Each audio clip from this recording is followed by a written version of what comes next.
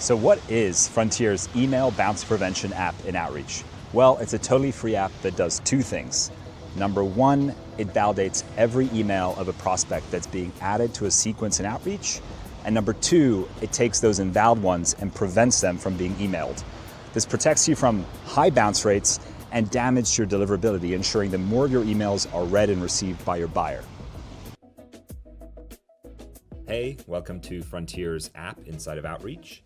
So when you're over here on the app screen, you get access to your dashboard that shows you the key metrics related to bounce rate prevention. So you can see just how many emails have been prevented, your bounce rate, of course, how many emails are getting verified, and the reduction in bounce rate over time. And obviously here on the green line, you can see your bounce rate as it declines, and the kind of orange line as we're blocking more and more emails from being sent that would have bounced if they would have been sent. So you can see every user in your outreach here, their key metrics, and obviously you can toggle on Frontier for individual users. For those users who you don't have it on, you'd probably experience a higher bounce rate.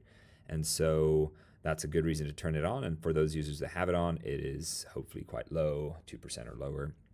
And yeah, you can see just how many emails they're sending, how many prevented bounces we've done, etc. So that's kind of what you see in the ROI visibility that you get. And in terms of how the product actually works, once it's installed, it just automatically starts working. So for an example, to show you here, if you go over to prospects and you open up this prospect here, myself, you can see that I have an email over here as any prospect would.